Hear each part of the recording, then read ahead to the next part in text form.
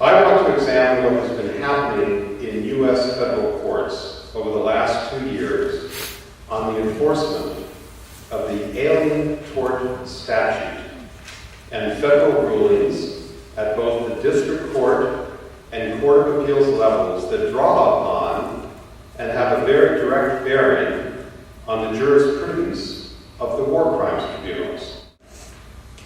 If anyone in this room presumes that U.S. federal courts are somehow oblivious to tribunal jurisprudence, the tribunals being the Yugoslav and the Rwanda War Crimes Tribunal, the Special Court for Sierra Leone, the Cambodian Tribunal, and the International Criminal Court. So if anyone in this room presumes that U.S. federal courts are somehow oblivious to that jurisprudence, or scoff, if these courts scoff at the Rome Statute of the International Criminal Court, you are seriously mistaken. There is much to learn from recent rulings in the United States because corporate responsibility for the commission of genocide, crimes against humanity, and war crimes is at the center of these cases, albeit for civil and not criminal penalties. The tribunal should know how U.S. courts are addressing the corporate liability issue. For someday, the existing personal jurisdiction of the International Criminal Court may well be invoked to reach corporate executives, just as the International Criminal Tribunal for Rwanda achieved that task in the media case. We all should consider whether the time also will come when either the International Criminal Court or some other newly conceived tribunal actually holds corporations or juridical persons accountable with civil or criminal penalties for commission of or complicity in atrocity crimes. Coming to the close. So we currently have at least the 7th, 11th, and D.C. Circuit Court of Appeals endorsing corporate liability under the Alien Tort Statute, and the 11th and D.C. Circuit Court of Appeals having ruled endorsing the knowledge standard for aiding and abetting. We await the judgment of the 9th Circuit Court of Appeals in San Francisco on both issues. The 2nd Circuit is the outlier. I suspect the Supreme Court will have to engage to resolve the gathering circuit split with the 2nd Circuit. And when it does, the briefing will be dense with tribunal jurisprudence and the interpretation of the Rome Statute of the International Criminal Court. We can expect the Supreme Court, when it renders its judgment, to rely on the war crimes tribunals and the Rome Statute for guidance. Of course, we may hear a different perspective from Justices Roberts, Alito, Scalia, and/or Thomas on whether the court dare look to international sources of this character to interpret the Alien Tort Statute.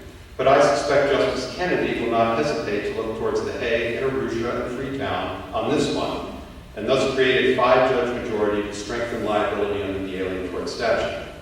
The most interesting element of this endgame of the Supreme Court for all of you, already at play in the Court of Appeals, doubtless will be American reliance on tribunal jurisprudence and statutory interpretation to confirm the character of federal law.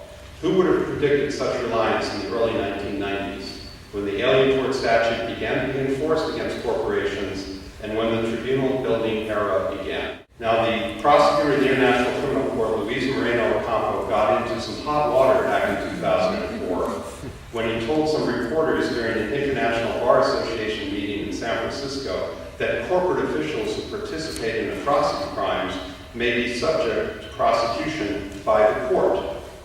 The American business community pounced on him, as did federal judge Michael Chertoff, later become Secretary of Homeland Security under President George W. Bush, who criticized the dangerous overreach of the International Criminal Court. I trust the Office of the Prosecutor has not let a little criticism from the corporate guardians deflected from worthy investigations. When the crime of aggression is activated, perhaps as early as 2017, before the International Criminal Court, such codification of the individual's criminality could have profound impact on corporate officers in terms of criminal prosecution. It also could expose corporations engaged in war-related enterprises, such as arms manufacturing and military contracting, to ATS liability. A ruling by the ICC invoking its jurisdiction over the crime of aggression could be easily interpreted by a federal court establishing the basis for ATS liability over an atrocity crime, as similar rulings by the War Crimes Tribunal since 1995 have deeply influenced the range of torts or atrocity crimes that fall within the violation of law of nations established by the Alien Tort Statute.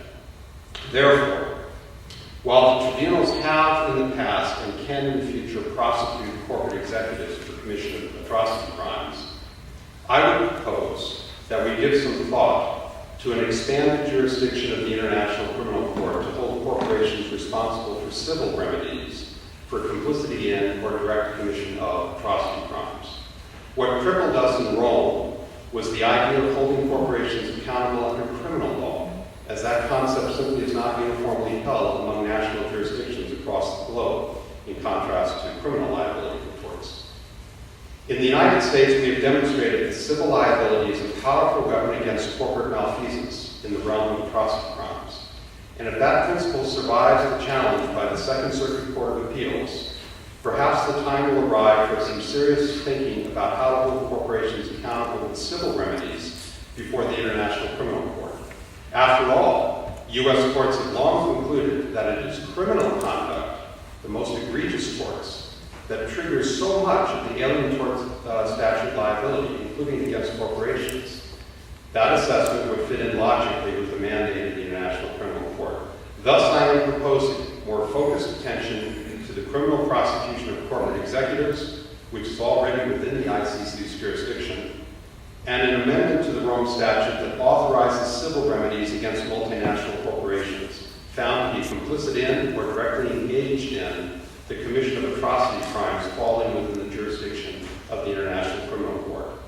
One can only imagine the complexities of such a proposal, but the fate of so many innocent victims of corporate liability, corporate complicity in atrocity crimes, requires that we finally consider the possibility of corporate accountability.